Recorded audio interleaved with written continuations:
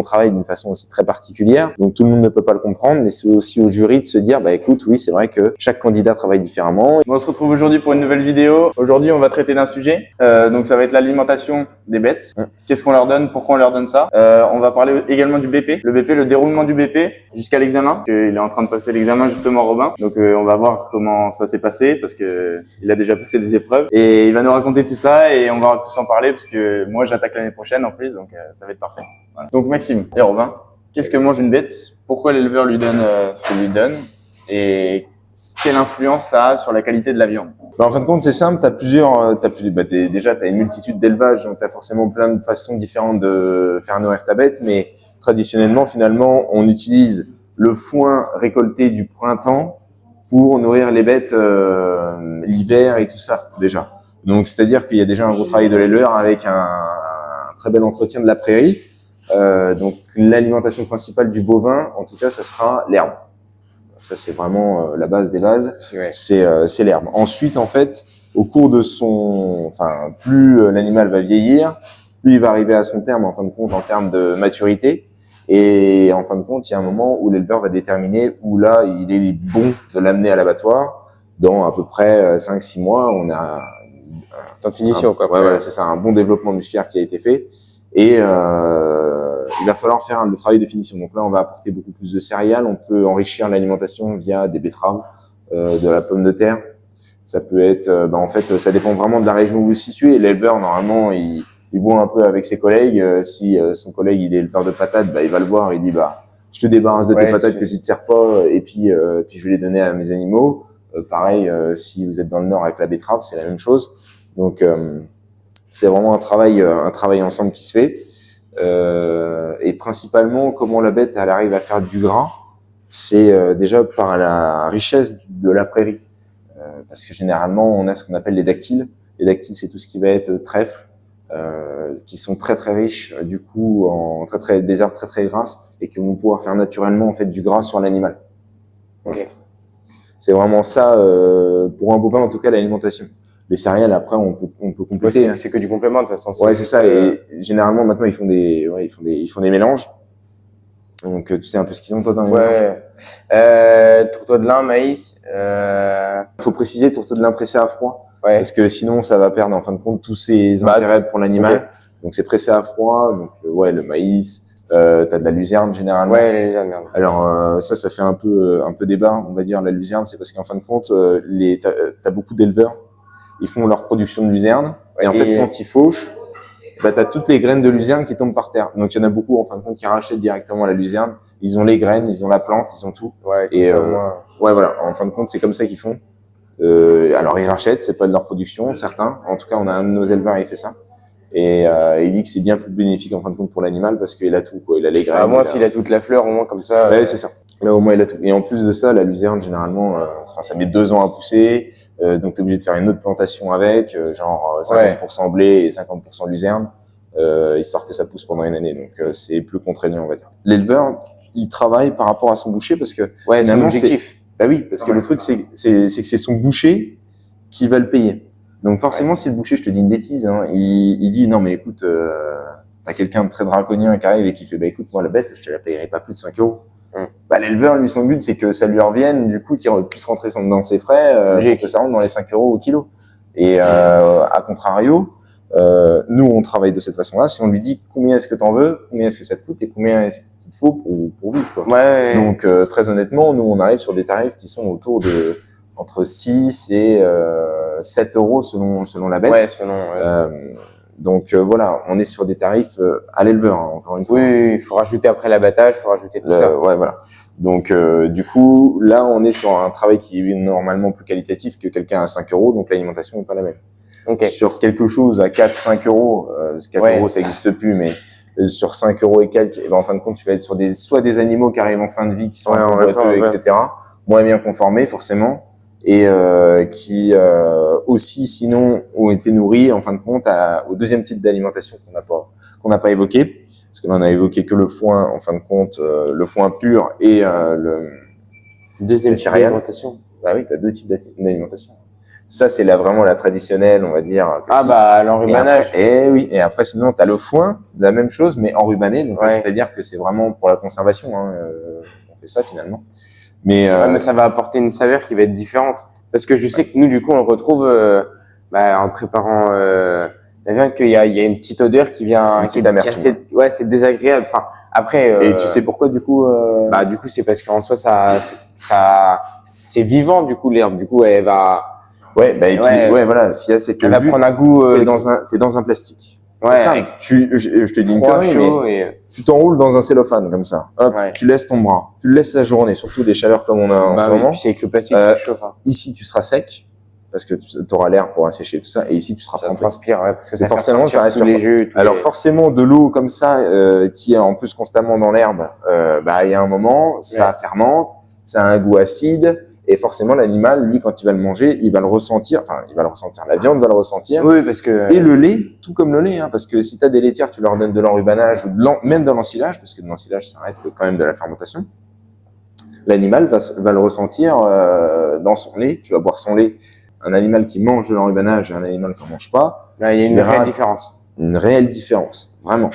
Donc, Après, c'est aussi pour ça que du coup, le prix est différent aussi entre une bête qui est nourrie à ça ou une alimentation qui va être plutôt classique. ouais, tout à fait, parce que finalement, ton foin, il est plus difficile à trouver quand t'es en hiver. Donc, C'est il pour y a, ça qu'ils stockent. ouais, Mais, c'est ça. Ouais, mais plus de charges, ouais, mais il se garde moins bien l'hiver le foin.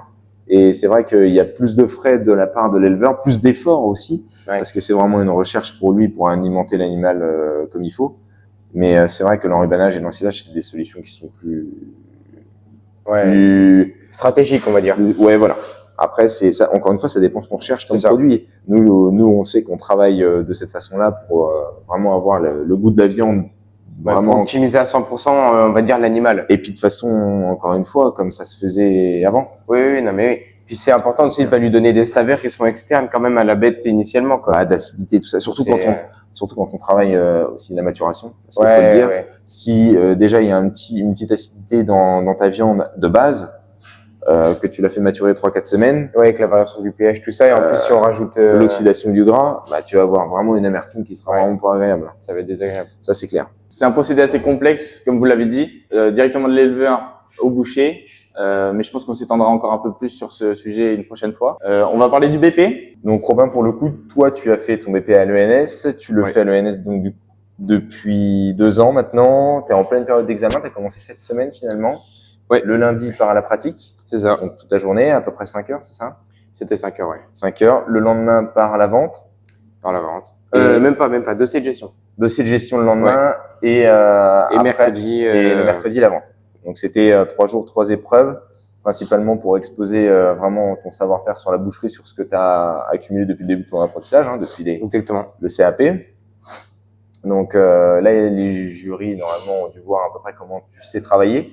Le BP, c'est vraiment différent de ce que toi, tu as l'habitude de connaître avec ton expérience de concours. Ouais. C'est pas le même travail. On nous demande de savoir travailler, de savoir valoriser les différents morceaux, de savoir optimiser aussi chaque morceau. Et alors qu'en concours, on est vraiment sur de la finition, du travail à blanc parfait, Ouais, c'est totalement différent. ça n'a rien à voir. Et je pense que ça peut être l'erreur que plusieurs jeunes Ouais. font quand ils vont à ce type d'examen, c'est qu'on a l'habitude des concours pour ceux qui ont fait le meilleur apprenti de France ou qui ont fait même d'autres concours comme Charolles, etc., même des concours départementaux régionaux.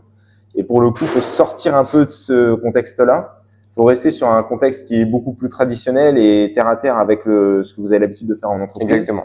et des coupes nationales. Bah ouais, parce qu'en fait, faut savoir que le jury, en fait, du coup, il sait pas tout ce qu'on a pu faire ou ce qu'on n'a pas pu faire, et il va noter par rapport à un critère, mais qui va être le même pour tout le monde. Ce qui fait que, bah, moi, ma grosse erreur, c'est que j'ai perdu énorme. Bah, je parle pour la pratique, hein, parce que c'est là où j'ai. Ouais, donc là, tu parles de la pratique. le Ouais, lundi. ouais, le pratique, du coup, le lundi, c'est là où, pour moi, j'ai loupé le plus de points sur certains trucs où, en fait, je me suis focalisé sur plein de petites choses. En fait, c'est inutile.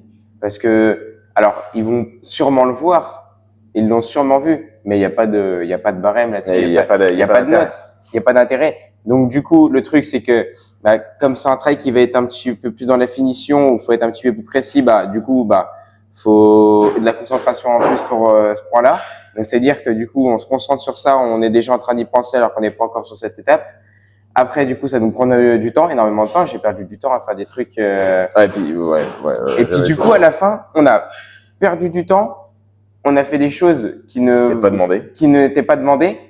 Et puis, du coup, on se retrouve avec, en plus, c'est vrai que là, en pratique, on a eu un sujet qui était assez différent des autres années, qui était largement faisable, mais on avait quand même un petit peu de cam à faire. Ouais, Donc, il y avait de la cam, mais c'était jouable en fait si tu faisais un travail boutique un travail BP boutique. classé, Tout à fait. classique.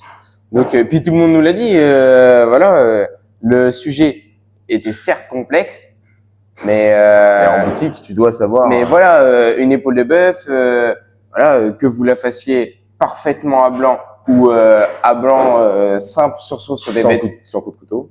sans coup de couteau. Voilà, l'important c'est pas avoir des déchirures du périoste qui vont être trop importantes. Tout à fait. Bon après, voilà, c'est pas autorisé, mais on va dire que c'est pas sanctionné des petites déchirures, surtout sur l'épaule de bœuf, même si on travaille des bêtes qui vont être assez jeunes. Faut pas perdre son temps à se focaliser sur Sur un désossage parfait. Ouais, exactement. Non, Faut mais se focaliser sur les couples parce qu'il y a les barèmes qui sont différents. Enfin après c'est la BP, c'est beaucoup les coupes. Hein. ouais. C'est les coupes. Le désossage, finalement, il est là, mais il est Il est plutôt accessoire. CAP. Il est Ouais, voilà. pour arriver à un travail, il faut qu'on passe par le désossage. C'est ça. Mais normalement, il est considéré comme acquis quand tu es en BP. Hein. Finalement, c'est vraiment juste histoire de dire, ok, il y a des points sur la désosse, mais normalement, c'est acquis au CAP et on va se focaliser sur le BP, sur les coupes, la présentation et aussi. Alors toi, ouais, voilà, ça c'est intéressant. Du coup, t'as pas eu spécialement d'épreuves techniques, t'as pas eu de bridage, t'as pas eu de Non. piquage, t'as pas eu de lardage. Non. On est vraiment resté sur un travail qui était plutôt classique. Ouais, alors sur un trait qui était plutôt classique, mais on avait quand même, on va dire avec un petit peu de finition, on avait les codes premières à couper. Le premier d'agneau. Ouais, je parle sur l'agneau parce que du coup, en fait, à chaque examen de BP, on part sur une carcasse d'agneau par élève. Donc ça veut dire que le premier truc à faire, c'est l'agneau. D'accord? Donc, Et donc parage préliminaire, la fente. Voilà, la fente. Donc ça, c'est une partie qui est vraiment appréhendée par tout le monde. Donc Parce que c'est le point le plus difficile pour certains. c'est ça. Et c'est surtout c'est le point où si on te montre pas et si on t'apprend pas et si tu le fais pas en entreprise, Ah, c'est mort. t'arrives le jour J avec un petit peu de stress. Généralement, je parle pour nous à l'école, il y a le président du jury, c'est Armoff. Et puis t'as du monde, t'entends tout le monde qui fait en même temps. Ça fait un sacré truc. Hein. Soit t'arrives à te mettre dans ta bulle, t'entends personne. Soit t'entends les. Ah, puis il faut surtout pas regarder les autres, c'est mort. Ça. Ah là là là là là là là là. Mais c'est bien. En fin de compte, ce qu'il y a, c'est en plus de ça, c'est les premiers coups de couteau. Donc sur le parage préliminaire de l'agneau, parage de la saignée, etc. Il faut vraiment mettre des petits, enfin voilà, s'échauffer là-dessus Ouais. pour qu'ensuite à la feuille ça puisse tomber. C'est vrai que attaquer directement une épreuve par ça, donc tu dis, t'as énormément de stress, énormément d'appréhension de l'examen et te dire est-ce que je vais y arriver, est-ce que machin. Donc commencer par ça, le truc le plus technique, je pense, Ouais. c'est bien, mais faut être concentré. En fait, faut avoir la bonne vision. Oui et non, faut essayer de le faire passer pour une bonne chose. De se dire, bon, ça je sais le faire. La fente, on en a déjà fait à l'école quand même. Ils nous ont préparé pour ce genre-là, donc je sais la faire. Il n'y a pas de question à se poser. Elle sera bien, elle sera même très bien. Et puis on n'y passe pas 100 ans, quoi. Ouais, c'est ça. Et parce que le problème, c'est que avec une mauvaise fente, ça peut se répertorier sur le travail d'après. Ah, sur tout ton travail, tes coups de filet sont éclatés, Ah ouais, vraiment. tes coups de première peuvent être éclatés, comme tu disais. T'as même pas besoin d'enlever la vertèbre. Ah avec ouais, jamais. Et puis après, c'est dans la tête. Ouais. Et puis après, avec le mental, ça bouffe. Ça mais, te met aussi ton jury dans de bonnes conditions pour le Exact. reste d'examen. Parce que si Ça. le gars, il commence avec une mauvaise note, il te reste toujours dans la tête en tant que jury, c'est fou. obligé. Ouais. Donc épreuve importante, la fente. Après, on va avoir un morceau de bœuf. Enfin, à l'époque, c'était carrément C'était un quartier de bœuf. un quartier de bœuf.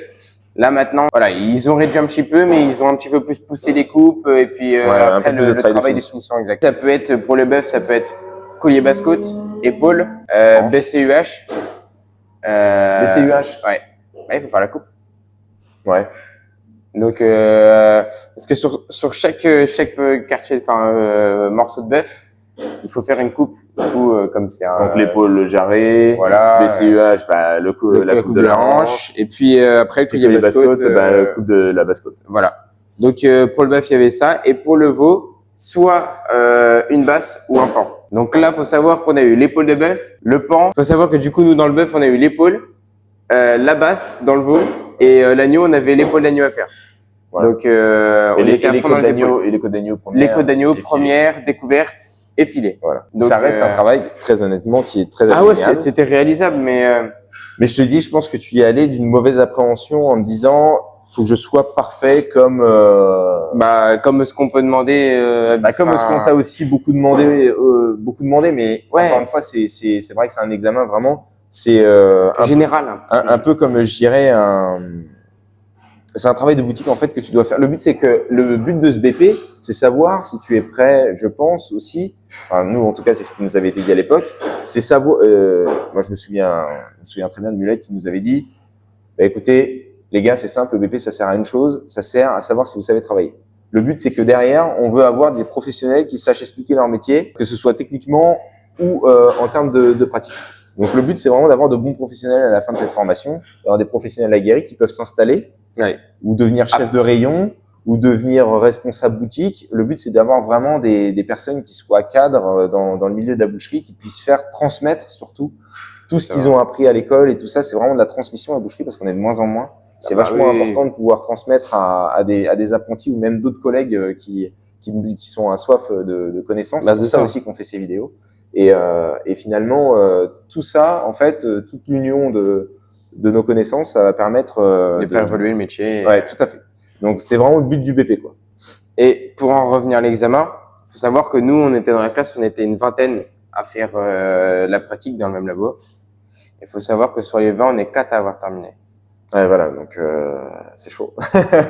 Sur les décos, il y a eu des choses qui ont été faites. Moi, personnellement, je me suis pas attardé dessus. J'ai préféré faire soigner tout mon... Non, ouais, c'était peut-être mieux. Faut savoir qu'on est quand même 4 à avoir terminé la viande sur 20. Donc pour la partie pratique, on a un peu expliqué grossièrement ce qui s'est passé. Ouais. Alors après, il y avait toute la partie gestion. Donc en fin de compte, la partie gestion, c'est un dossier à faire durant les 2 ans, avec 2 fiches pratiques, une présentation d'entreprise, etc. Vraiment pour savoir comment l'entreprise fonctionne. Ouais. Et le but de ce dossier, en fin de compte, c'est d'avoir un peu finalement la base d'un business plan pour présenter par exemple à une banque ou tout ça, savoir un peu faire nos calculs, présenter notre projet, présenter la philosophie aussi de l'entreprise dans laquelle on est en apprentissage, etc. Donc c'est vraiment important. Ça, c'est des choses à garder, à conserver tout au long de votre carrière. Si un jour vous voulez vous installer ou présenter quelque chose à votre patron ou ça fait une base. Ouais, ça fait vraiment une très bonne base. Il y a tous les calculs dedans et tout ça normalement. Donc ça c'est vachement important. Et tu as aussi la dernière partie qui est la vente. Ouais. Et la vente, là pour le coup, c'est vraiment le métier direct, c'est ce qui va vous rapporter de l'argent, c'est ce qui va vous faire vivre. Donc tout le travail qui est en amont, c'est très bien. Tu peux avoir un très bon préparateur, si t'es pas un bon vendeur, tu n'y arriveras pas. C'est 50-50. Ouais, pour le coup, c'est vachement important, c'est vraiment pas négligé, mais ça représente à peu près une dizaine de pourcents de notre temps en boutique, la vente. Ça dépend les boutiques encore. Ouais. Et ça dépend de la fonction qu'on utilise. Mais Mais en gros, c'est à peu près ça, et 10, 15, 20%. Et c'est pourtant la partie la plus importante. c'est pas mettre de côté. Ouais, voilà, c'est la finition du travail. Parce si tu fais bien au début de ton travail, mais que tu te fais mal à la fin, voilà. Tout ce que tu as fait avant, ça sert à rien. C'est mort, c'est clair. Donc, pour le coup, cette épreuve-là, comment toi tu l'as ressenti? La vente, je l'ai bien ressenti, mais j'ai fait quelques erreurs où en fait, je pense que ça vient un petit peu de l'habitude que nous on a dans chaque entreprise. Et en fait, du coup, ils sont dans mon extérieur, soit ils viennent, du coup, les jurys venaient d'Île-de-France, et en fait, on n'avait pas la même approche sur certains trucs. Oui. Et en fait, je pense que ça matchait pas. Ouais, voilà. Et c'est normal. En fait, encore une fois, il faut se dire que chaque boutique est différente, travaille différemment. Le but du jury aussi, c'est d'être le plus ouvert possible à chaque proposition du candidat, parce que forcément, il sait pas comment il travaille, il sait pas comment dans son entreprise ça travaille non plus, il sait pas les habitudes culinaires aussi du département, de la région, de la zone géographique. C'est vrai que faut que les deux parties en fait essayent de se rapprocher pour se dire bon, écoute, je fais un effort de ton côté parce que je sais que on travaille forcément pas pareil, etc. On n'est pas forcément d'accord sur tous les points, ça c'est obligé. Mais je comprends ta façon de raisonner, je comprends pourquoi vous faites ça, je comprends tout ça. Et effectivement, si tu dis que ça ne matche pas... En fait, il y avait plusieurs trucs où ça va être sur le temps de repos, qu'on laisse la viande en dehors du frigo à température ambiante pour faire vraiment... Donc ça l'a pas fait. C'est vrai que pour le coup, c'est un travail des deux parties à faire. Le jury qui doit comprendre comment le candidat travaille en entreprise, parce que forcément, tu viens d'une région différente d'eux, d'une entreprise différente. On a une façon de voir la boucherie d'une façon complètement extérieure, et puis on travaille d'une façon aussi très particulière. Donc tout le monde ne peut pas le comprendre, mais c'est aussi au jury de se dire, bah écoute, oui, c'est vrai que chaque candidat travaille différemment. Ils ont une autre physiologie de travail que nous. Mais tant que le candidat arrive à se justifier et que c'est logique, que tout ça est amené au final pour avoir un produit le mieux présenté et le mieux proposé possible au client, et ben c'est à ce moment-là qu'il faut le mettre en valeur et lui dire ok, très bien, je comprends ce que tu veux dire, et non pas l'enfoncer. Ça, c'est vraiment le travail du jury et du candidat aussi, de se dire d'être le plus simple aussi pour le jury. Pas aller chercher non plus des choses qui vont être. Ouais, faut être plutôt classique. Faut pas tenter des trucs de ouf le jour de l'examen. Je sais que du coup, il y avait un petit moment où on n'était pas d'accord avec le jury. C'était pour le roast beef où en fait, moi, je conseillais de sortir le roast beef minimum 1 heure avant la cuisson, si ce n'est 1 heure et demie, à température ambiante, pour faire remonter la température dans notre produit. Et en fait, il m'a parlé de développement microbien du coup sur le roast beef, parce que c'est à dire qu'on le laisse à une température ambiante où les bactéries se développent. Ouais, tout à fait. Donc, vas-y. Donc du coup, il a raison. Et je savais, j'étais là et je fais, ben oui, il y a le développement, mais le problème c'est que en 1 heure et demie, Difficile de se justifier à ce moment-là. c'est ça. En 1 heure et demie, faut savoir que certes les bactéries se développent, mais elles vont se développer sur une fine couche sur le rôti. Et je lui ai pas dit de le laisser grand ouvert en plein soleil. Voilà. Après, faut réussir à trouver entre deux. Voilà. Donc ouais, en fin de compte, on n'est pas scientifique ni rien, on se le dit surtout pas, mais c'est vrai qu'il y a forcément un développement bactérien parce que tu augmentes la température du produit, ça c'est obligé. Mais il faut savoir aussi une chose, c'est que c'est vraiment indispensable pour avoir un produit qui soit vraiment optimum à la consommation. Alors si on veut vivre dans un monde où tu as 0 bactéries et tout ça, il y a un moment, ton fromage, tu le laisses pas sorti 2 heures avant de passer à la table non plus. Ton fromage, il est plein de bactéries. Comme c'est ce qui fait travailler aussi tes anticorps, c'est vraiment indispensable. Il faut savoir une chose, c'est que sortir la viande un certain temps avant de la cuisson, ça va permettre de monter en température. Vu qu'on mange cette viande saignant, déjà, ça évitera le choc thermique entre le chaud et le froid qui est du produit. Donc, on limite la rétractation des fibres. Et en plus de ça, on va avoir une chaleur qui va pénétrer beaucoup plus rapidement au cœur du produit.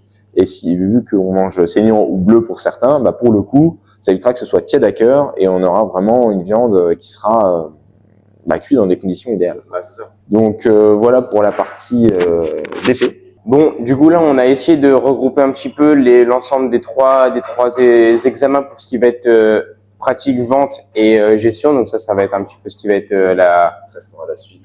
Ouais, et après il restera toutes les épreuves écrites.